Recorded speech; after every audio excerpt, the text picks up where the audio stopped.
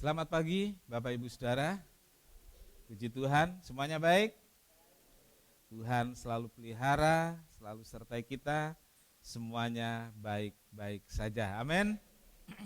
Ya, kita baca kembali ayat dalam Roma 12 ayat 21. Sama-sama kita berdiri. Roma 12 ayat 21. Janganlah kamu kalah terhadap kejahatan, tetapi kalahkanlah kejahatan dengan kebaikan. Amin. Silakan duduk.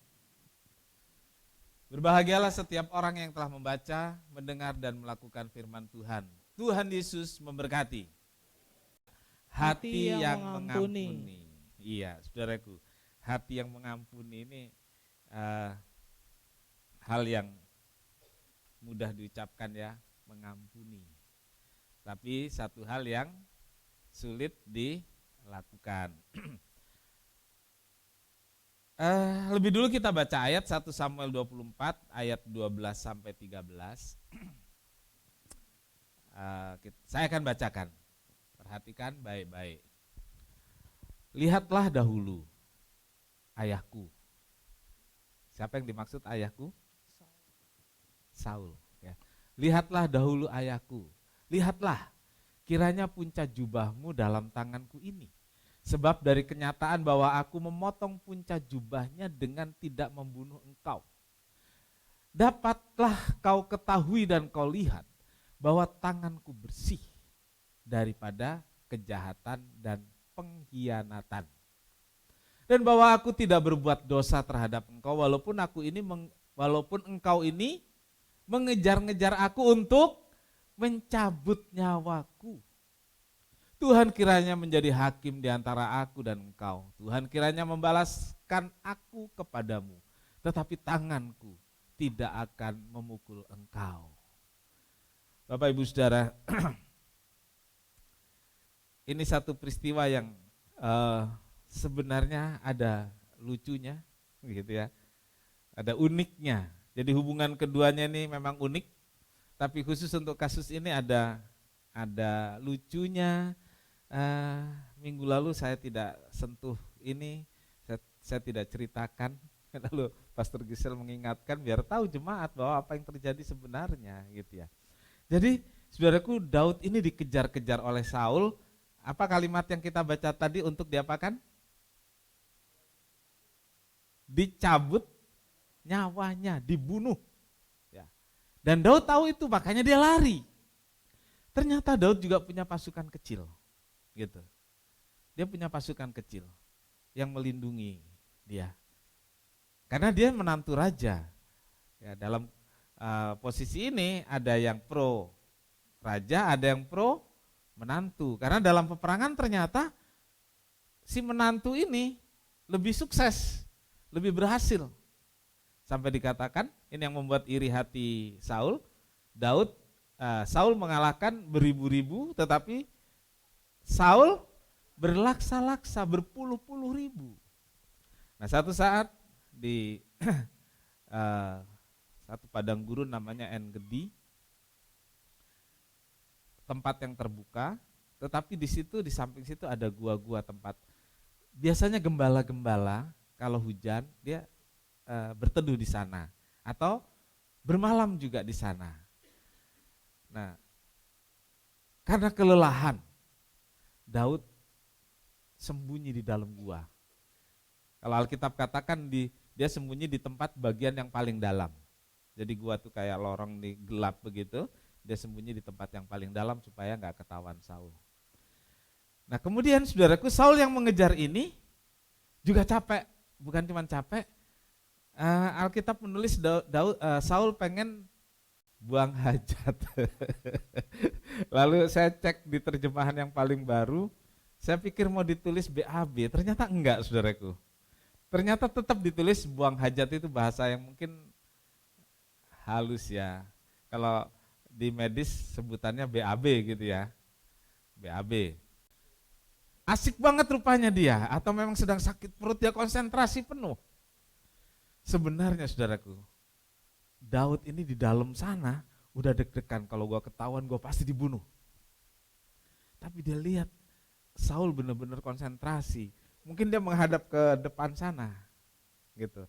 Daud ada di belakang, Saul menghadap ke sana. Kalau mau dibunuh saat itu kesempatan ada, sangat mungkin. Tapi Daud sudah komitmen sesuai dengan apa yang firman Tuhan katakan. Jangan mengusik menyentuh orang yang diurapi Tuhan, orang yang dipilih Tuhan. Mengusik ini bukan memukul, bukan membunuh saja, tapi juga apa saudaraku? Ya? Menghakimi, apa? Yang keras? Mengganggu, apa lagi? Ya? Ngomongin apa Pak? Daud benar-benar pegang janji itu. Jadi dia potong, tapi dia juga pengen tahu. Nah, maksudnya gini, Daud ingin bahwa Saul itu tahu kalau sebenarnya Daud bisa membunuh. Jadi waktu Saul udah selesai, mungkin di dalam kan gua itu sempit ya, sempit dan udaranya ngelekep. Mungkin udah nggak tahan juga nih Daud di dalam. Dia udah tutup hidung, ya. Jadi dia tunggu Saul sampai keluar. Saul sudah keluar, mungkin Saul ke sebelah kiri, Daud ke sebelah kanan. Sampai satu titik dia teriak, Saul, kalau saya mau bunuh kamu bisa, tapi saya nggak lakukan karena saya takut akan Tuhan. Dia tunjukin, ini ujung jubah. Saudara-saudaraku, dia katakan saya nggak mau berbuat dosa, kata Daud, saya nggak mau berkhianat. Dia nggak mau lakukan itu semua. Dia nggak mau melawan. Bukan karena Saul itu mertua, tapi karena Saul adalah orang yang diurapi, raja yang diurapi, yang sudah ditahbiskan sebagai pemimpin Israel. Saudaraku, berulang kali akan dicelakakan, berulang kali akan dibunuh, tetapi Daud tidak mendendam. Iya, Daud tidak ingin membalas yang sudah dilakukan Saul. Karena ia paham firman, maka timbullah dalam hati Daud, dalam diri Daud, hati yang mengampuni. Karena paham firman tadi, dia punya hati mengampuni. Sehingga ketika ada kesempatan untuk membalas, ketika ada kesempatan untuk mencelakakan Saul, Daud tidak melakukan dan Daud membiarkan Saul hidup. Bapak Ibu Saudara yang kekasih dalam Tuhan, mengampuni adalah hal yang paling gampang untuk diucapkan. Saudara, biasanya kita nggak bilang gini, ya sudah saya ampuni kamu. Saul tidak minta maaf kepada Daud. Daud mengampuni dengan cara tidak membunuh, tidak mengatakan, tapi dengan cara tidak melakukan pembalasan. Artinya saudaraku, mengampuni itu sebuah tindakan memberi. Bagi Daud tidak diminta. Jadi diminta atau tidak diminta, mau memberi yang namanya pengampunan. Pemberian ampun itu, apalagi tidak diminta ya, keluar dari hati yang tulus. Keluar dari, orang bilang dari hati nurani. Nah itu yang benar saudaraku. Jadi bukan di bibir saja. Dan biasanya kita sangat berat memberi apapun itu, termasuk memberi pengampunan. Kalau saudara nggak beri pengampunan, saudara ada ruginya nggak sih? Kalau saudara memberi uang saudara berkurang, kalau itu neraca dikatakan rugi, kan gitu ya? Kalau kita memberi barang, kalau itu dihitung aset kita berkurang, rugi. Kalau saudara memberi pengampunan, ada yang rugi? Ya? Menurut saya ada. Yang paling rugi adalah gengsi. Iya, harga diri. Wis, Di mana harga diri saya mau memaafkan dia. Iya, saudaraku. Itu pemberian yang paling sulit, saudaraku. Pemberian yang paling sulit karena menyangkut harga diri, gengsi. Ya. Kalau sudah bicara gengsi, bicara harga diri, ini nggak kenal siapapun. Kalau sudah menyentuh itu, dia akan, orang bilang apa? Kekeh ya, kekeh. Tapi yang harus diingat adalah Bapak Ibu Saudara, kita ini semua sudah menerima pemberian terbesar dari Tuhan yang namanya pengampunan. Saudara setuju?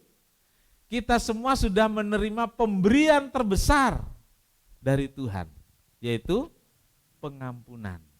Ya. Saya sudah menerima pengampunan dari Tuhan. Kita semua sudah terima pengampunan. Lalu kita diminta memberi pengampunan kepada saudara kita yang lain yang bersalah. Kok berat amat ya saudaraku? Kok sulit amat? Padahal dosa kita yang besar, dosa kita yang banyak jumlahnya, Tuhan sudah beri kita ampun. Ya. Saudaraku, ketika kita mengalami keadaan seperti Daud, atau ada orang yang telah menyinggung perasaan hati kita, melukai hati kita, pertanyaannya, maukah kita mengampuni? Maukah kita belajar mengampuni? Karena tadi sulit ya, karena itu saya menggunakan kata-kata belajar. Karena sulit ya. Mau ujian sulit enggak saudara? Sulit. Karena itu kita harus belajar. Nah, mengampuni itu sulit. Kita harus belajar. Belajar dari mana? Belajar dari Tuhan. Ketika Tuhan Yesus disalib, dan dalam Lukas 23 ayat 34, Tuhan berkata, ini tanpa diminta, tanpa orang-orang itu meminta ampun. Tuhan Yesus berdoa kepada Bapa, dan tentu Tuhan Yesus juga mengampuni. Ya Bapa, ampunilah mereka, sebab mereka tidak tahu apa yang mereka perbuat.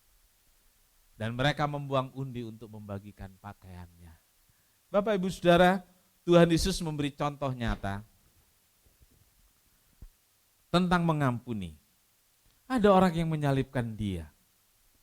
Ada orang yang sudah meludahi Tuhan Yesus. Ada yang melukai Yesus. Ada orang yang menyiksa dan mendera Yesus. Ada di kelilingnya. Dan mungkin dengan perasaan puas dan bangga, mereka lihat Yesus yang terluka dan sebentar lagi mungkin akan mati. Mereka bangga. Tetapi dengan suara nyaring, Tuhan Yesus berkata, ya Bapa, ampunilah mereka, karena mereka nggak tahu apa yang mereka perbuat. Yesus mintakan ampun, dan Yesus ampuni mereka. Saudaraku, kita mengampuni sebab kita semua sudah menerima pengampunan. Dalam hubungan kita dengan sesama, kita juga saling mengampuni.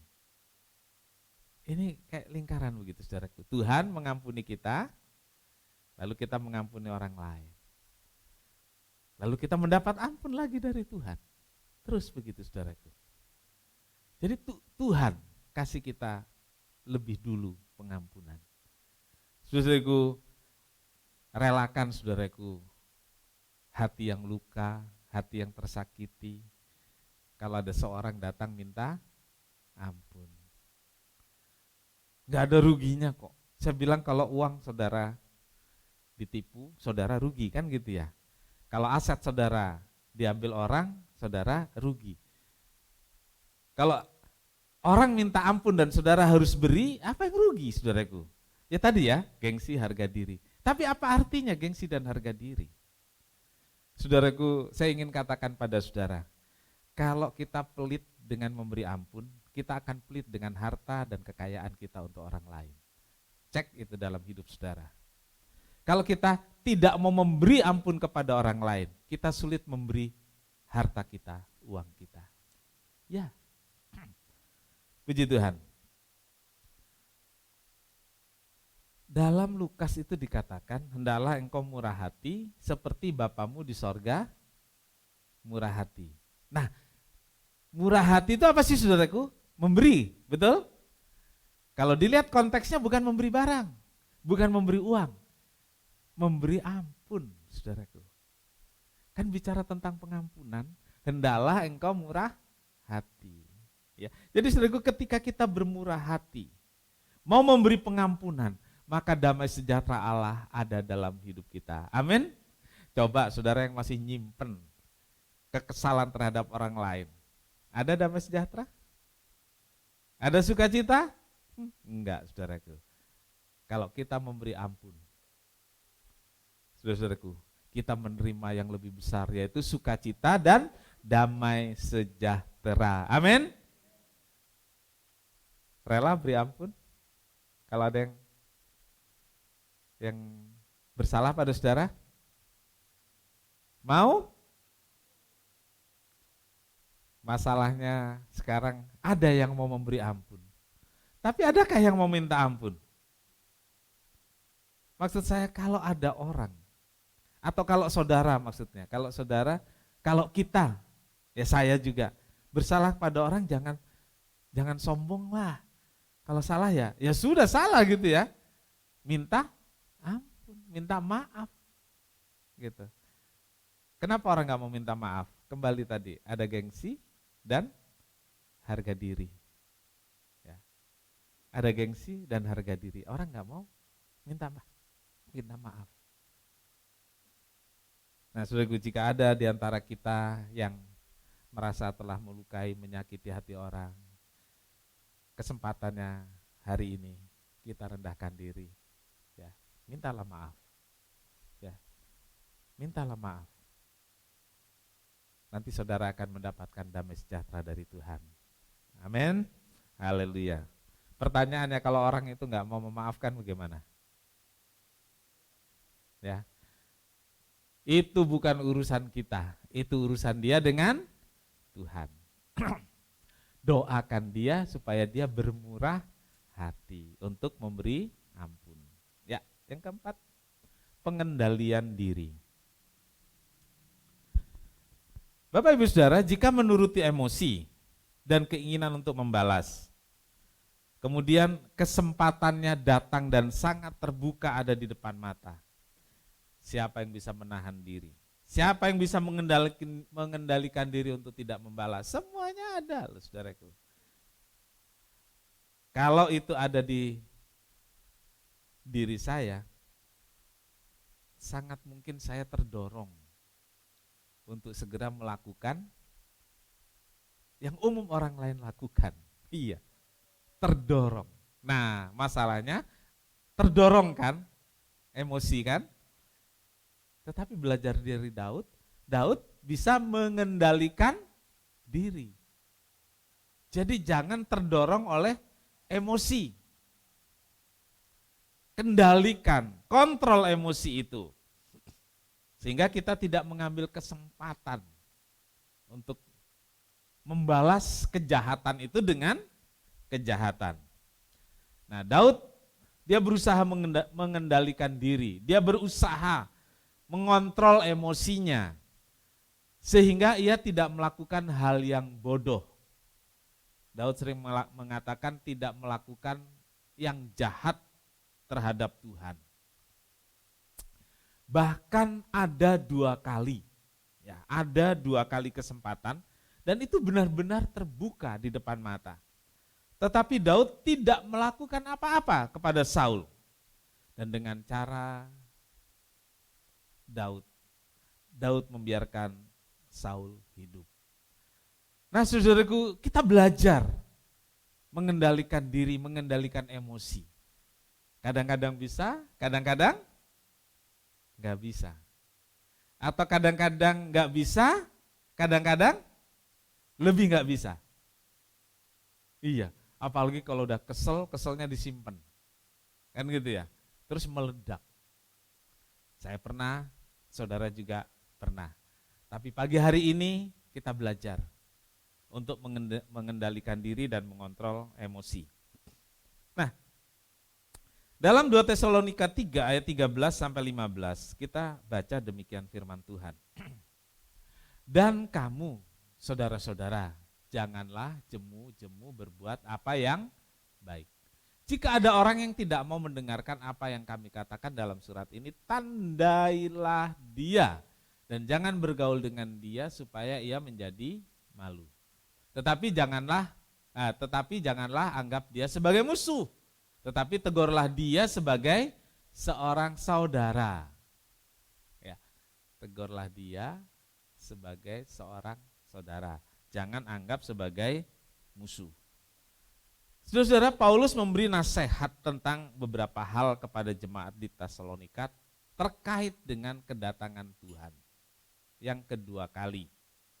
Dan tentang hubungan dengan sesama, ini nasihat Paulus, karena Tuhan sudah mau datang, ya kita harus berbaik-baiklah satu dengan yang lain gitu ya. Kita harus berbaik-baik. Karena itu dikatakan di sini nasihati seorang dengan yang lain. Nasihatnya adalah jangan jemu-jemu berbuat baik. Salah satu perbuatan baik itu adalah memaafkan. Ingat, salah satu perbuatan baik adalah memaafkan. Mungkin kita bisa berbuat baik yang lain. Tapi kalau kita belum bisa berbuat baik dengan memaafkan, saudaraku, kita belum berbuat baik yang maksimal. Ya, karena hati kita masih kotor. Ya. Memaafkan itu satu perbuatan baik. Mungkin selama ini saudara belum mendengar kalau memaafkan itu adalah satu perbuatan baik. Saya kasih tahu sekarang. Ya, memaafkan itu adalah satu perbuatan baik. Ya. Tetapi Paulus katakan kepada orang-orang di Tesalonika, mungkin sekali ada orang yang enggak mau dengar nasihat, atau kita sudah berbuat baik, orang itu enggak mau. Contoh Saul, Daud sudah berbuat baik, betul? Terus apa yang dilakukan Saul kemudian? Dia jadi baik pada Daud? Enggak, masih tetap dikejar untuk dibunuh. Sampai Daud bilang, saya enggak akan sentuh, saya enggak akan jamah, sampai 2 kali dia ngomong begitu. Tetapi mungkin ya nanti dia pergi perang, dia mati atau sesuatu membuat dia mati. Dan apa yang dikatakan Daud ternyata benar. Saul pergi perang, dia mati terbunuh. Bukan Daud yang membalas. Gitu. Tapi Daud bilang loh, saya enggak sentuh. Tapi mungkin nanti dia pergi perang atau kenapa dia akan mati. Jadi saudaraku, ada orang yang kepada mereka kita sudah berbuat baik. Tapi mereka enggak mau terima, kita bisa emosi loh saudaraku. Saya sudah baik-baik, wah gitu ya. Kamu masih. Kalau ada orang yang tidak mau mendengarkan nasihat, tidak merespon perbuatan baik kita terhadap dia, lalu kita bagaimana? Alkitab katakan, ya tegur, ya kamu gimana sih? Kira-kira gitu ya. Masa sih kamu gitu terus sama saya? Tapi dia masih lagi. Nah terus bagaimana sikap kita? Saudaraku, Alkitab bilang tegur. Kalau nggak mau masih begitu aja, jangan dijadikan musuh. Jangan dijadikan musuh, ini nggak gampang ini saudaraku. Ya, jangan dijadikan musuh. Ya, tetap jadikan teman, tapi tandailah dia. Ya, tandailah dia. Mungkin kalau pakai istilah zaman COVID, ya kita lakukan social distancing lah dengan dia. Bisa begitu kira-kira? Ya, jaga jarak ya, jaga jarak. Maksudnya jangan nanti kalau deket terluka lagi kan gitu ya. Jaga jarak. Ada batas-batas dalam hubungan sosial dengan orang-orang seperti itu. Tapi dia tetap teman saya, dia tetap teman kita. Saudaraku, tidak gampang. Tetapi kita punya Tuhan yang baik yang memberi kita kemampuan dengan memberi kita Roh Kudus untuk melakukan apa yang Tuhan mau, apa yang baik. Jadi cukup ditandai, jangan dijauhi apalagi dimusuhi. Tetap ditemani tetapi tandai saja. Iya. Jadi kalau itu ada dalam satu tulisan, kasih checklist saja. Checklist 1 gitu ya. Checklist 2 gitu ya. Oke. Jadi saudaraku, saya menuliskan begini. Jangan merendahkan harga diri dan martabat kita dengan meluapkan emosi dan tidak mengendalikan diri kita, yang kemudian akan membuat kita kehilangan damai sejahtera ya. Jangan sampai Anda dan saya kehilangan damai sejahtera dengan meluapkan emosi dan tidak mengendalikan diri. Kita kehilangan hormat dan harga diri kita, saudaraku. Iya. Amsal 25 ayat 28. Orang yang tak dapat mengendalikan diri adalah seperti kota yang roboh temboknya. Saudaraku, pengendalian diri adalah tembok pertahanan yang melindungi kita, melindungi diri kita, yang membuat harga diri kita, yang membuat martabat kita tetap terjaga, yang membuat kehormatan kita tetap terjaga. Ketika kita tidak dapat mengendalikan diri, kita akan seperti kota yang gak ada temboknya. Gampang diserang, musuh gampang masuk, saudaraku. Dan musuh itu macam-macam ada di sekitar kita. Iblis berkeliling siap memangsa orang-orang percaya, saudara.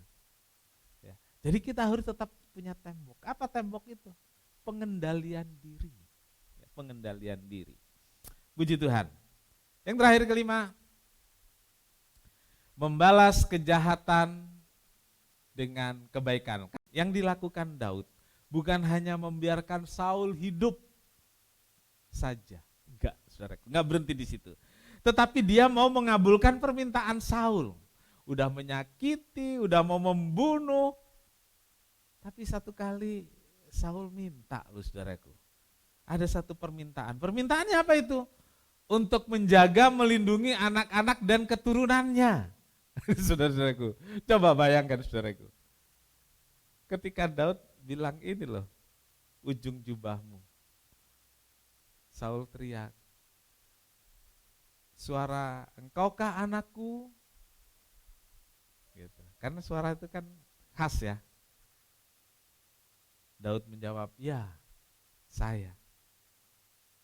Lalu Saul berkata beberapa kalimat kemudian, dia minta, jangan balas. Tapi tolonglah anak-anak, tolonglah cucu.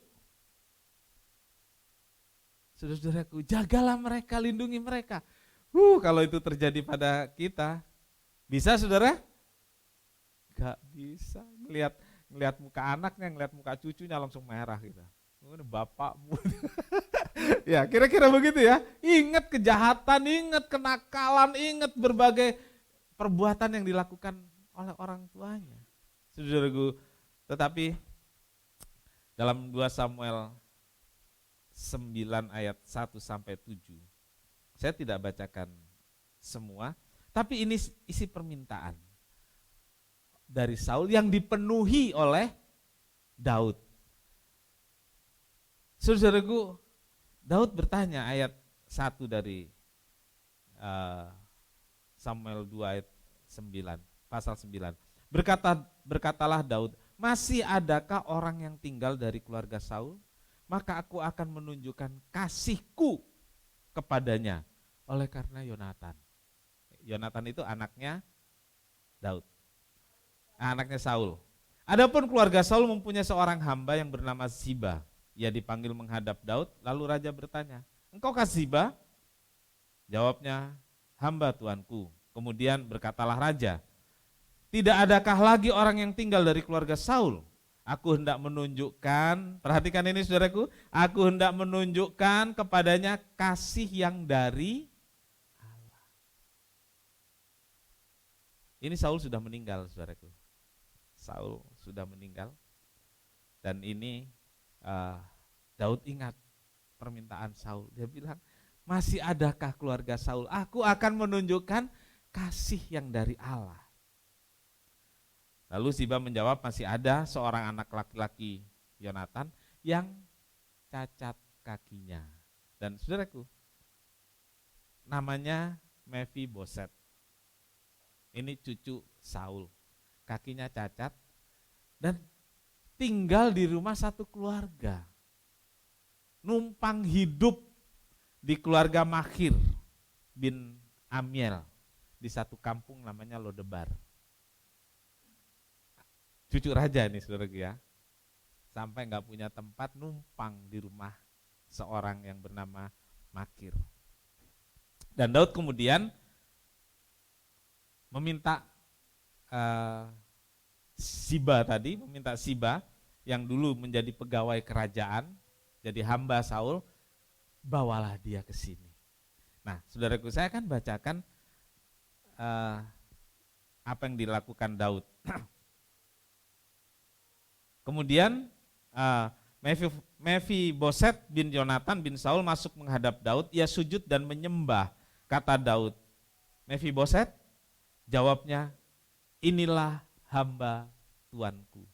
Merasa diri sebagai hamba. Jadi sebenarnya Daud ini omnya. Ya kan? Karena dia menantunya Saul juga. Tapi dia nggak panggil om. Dia nggak SKSD. Dia nggak merasa, kamu kan om saya. Wajarlah kalau kamu tolong saya. Enggak. Dia bilang dirinya sebagai hamba.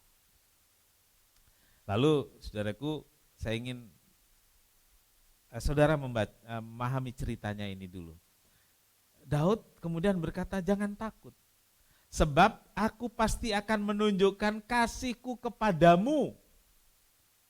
Karena Yonatan, ayahmu. Aku mengembalikan kepadamu segala ladang Saul, nenekmu. Dan engkau akan tetap makan sehidangan dengan aku. Makan satu meja. Saudara, itu satu kehormatan. Ya, satu kebanggaan. Padahal Saul itu berapa kali mau bunuh Daud, celakakan Daud. Tetapi Daud bisa membalas kejahatan Saul dengan kebaikan. Kebaikannya bagaimana? Sampai anak, cucu dipelihara oleh Daud. Saudaraku, ketika saudara dan saya dalam posisi Daud, mungkin kita akan berkata begini, saya nggak balas saja udah syukur. Saya nggak balas saja udah bagus, betul? Mungkin kita hanya mampu sebatas itu, nggak balas. Saudaraku, saya pikir kalau orang nyakitin kita kita berusaha nggak bales, itu udah bagus lah, udah bagus. Artinya sudah satu usaha, betul? Udah satu usaha. Tetapi itu belum cukup. Saya katakan itu belum cukup. Kita nggak bales bisa tetap sakit hati, kita nggak bales tapi bisa tetap dendam, bisa nggak? Jadi nggak cukup dengan nggak bales, ya. Nggak cukup saudaraku. Yang kita perlukan adalah bagaimana tetap membangun hubungan yang baik dan punya hati yang penuh damai sejahtera. Yaitu dengan melakukan apa yang baik. Dalam poin ini saya katakan membalas kejahatan itu dengan kebaikan. Itu hilang dendam, itu menunjukkan tidak ada dendam. Dan hati kita jadi sejahtera. Benar-benar gak ada dendam, gak ada sakit hati lagi. Saudaraku, belajar dari apa yang dilakukan Daud. Yaitu bukan hanya tidak membalas kejahatan dengan kejahatan, tetapi justru melakukan kebaikan, menolong keluarganya Daud, menolong keluarganya Saul yang telah merugikan dan menyakiti hati Daud. Saudara ingat mil kedua, the second mile? Firman Tuhan bilang, kalau orang suruh kamu jalan 1 mil, berjalanlah 2 mil. Itu yang dilakukan oleh Daud. Dia melakukan mil kedua. Saudaraku, mungkin kita sebenarnya kalau berusaha sekuat tenaga bisalah mil pertama, yaitu tidak membalas. Tetapi saudaraku, itu enggak cukup. Ya. Jadi kalau yang masih menyimpan dendam, Itu levelnya masih di bawah banget. Pagi ini sebelum kita akhiri firman, buang saudaraku, buang. Tadi ada yang tidak membalas, itu sudah bagus. Itu namanya mil pertama. Ingat, mil pertama. Nggak balas saja udah bagus, kita bangga loh saudaraku. Seharusnya saya balas, tapi saya enggak. Saya sabar. Ada yang ngaku sabar? Saya sabar. Saya enggak balas kok. Itu belum cukup, itu baru mil pertama. Yang Tuhan mau bukan mil pertama, yaitu mil yang kedua. Apa itu? Membalas kejahatan itu dengan perbuatan-perbuatan baik. Roma 12 ayat 17 sampai 21. Janganlah membalas kejahatan dengan kejahatan, lakukan apa yang baik bagi semua orang. Sedapat-dapatnya, ya, sedapat-dapatnya. Kalau hal itu bergantung padamu, hiduplah dalam perdamaian dengan semua orang. Saudara-saudaraku yang kekasih, janganlah kamu sendiri menuntut pembalasan, tetapi berilah tempat kepada murka Allah. Sebab itu ada tertulis, pembalasan itu adalah hak Tuhan. Akulah yang akan menuntut pembalasan, firman Tuhan. Tetapi jika seterumu lapar, berilah dia makan. Jika ia haus, berilah dia minum. Jangan ditambahin racun ya. Berilah dia minum. Ya. Dengan berbuat demikian, kamu akan menumbuhkan bara api di atas kepalanya. Jangan kamu kalah terhadap kejahatan, tetapi kalahkanlah kejahatan itu dengan kebaikan. Bapak Ibu Saudara, saat kita punya hati yang mengampuni, akan mudah bagi kita untuk melakukan kebaikan dengan tulus. Jadi mengampuni dulu tadi ya, pengendalian diri, baru kita bisa melakukan hal yang baik. Dan kalau kita melakukan hal yang baik kepada orang yang telah menyakiti hati kita, saudara-saudariku, Alkitab katakan seperti kita menaruh bara api di atas kepala. Jadi sungkan, jadi malu si suami atau orang yang jahat pada kita. Jadi sungkan jalan, jadi malu. Jadi saudaraku, dengan berbuat baik terus menerus kepada mereka yang berbuat jahat atau melukai hati kita, orang tersebut jadi sungkan pada kita. Ya, jadi merasa malu, jadi nggak enak hati pada kita, terus orang baik kayak gini kok saya jahatin. Nah, kira-kira saudara paham? Ya, orang baik begini kok saya sakitin hatinya. Janganlah. Nah, jadi saudaraku, itu yang harus kita lakukan sedapat-dapatnya. Hiduplah damai dengan semua orang, balas kejahatan dengan kebaikan, kalahkan kejahatan dengan perbuatan baik, lakukanlah yang baik bagi semua orang. Amin. Puji Tuhan, Tuhan Yesus memberkati kita semua. Terima kasih Bapa di sorga. Belajar dari firman Tuhan dan teladan hidup Daud. Mari jamah kami, penuhi hati kami dengan kasih Allah, sehingga kami bisa bermurah hati, seperti Tuhan Yesus bermurah hati dengan mengampuni orang yang bersalah kepada kami, bahkan lebih lagi berbuat baik pada semua orang dan membalaskan kebaikan itu kepada orang yang telah melukai hati kami. Terima kasih Tuhan, biar kasih Tuhan memenuhi setiap pribadi, kasih Tuhan memenuhi setiap keluarga, suami istri, anak-anak, Tuhan penuhi dengan kasih Allah, sehingga kami bisa saling mengasihi, saling mengampuni, saling memaafkan, dan dipenuhi dengan damai sejahtera sorgawi. Terima kasih Tuhan Yesus. Tuhan, berkatilah seluruh jemaat yang hadir. Berkati dengan berkat-berkat ilahi. Berkati dengan berkat-berkat jasmani, baik dalam pekerjaan, dalam rumah tangga, dalam pendidikan, usaha. Biar kelimpahan berkat Tuhan memenuhi setiap jemaat mulai pagi hari ini dan selama-lamanya. Terima kasih Tuhan, korban dan persembahan anak-anak-Mu, Tuhan balaskan berlipat kali ganda. Juga mereka yang membawa 1/10 dari berkat yang Tuhan limpahkan kepada mereka, Tuhan berkati, penuhkan pundi-pundinya, cukupkan apa yang diperlukan, buatlah hidup mereka berhasil. Terima kasih Tuhan, terima kasih, segala puji bagi Tuhan. Berkati semua yang melayani Tuhan. Lipat gandakan berkat-Mu, pelihara dalam segala hal. Dan apa yang dicita-citakannya, Tuhan buatlah berhasil. Terima kasih Tuhan, terima kasih. Segala puji bagi Tuhan. Pimpin kami pulang dengan selamat ke rumah masing-masing.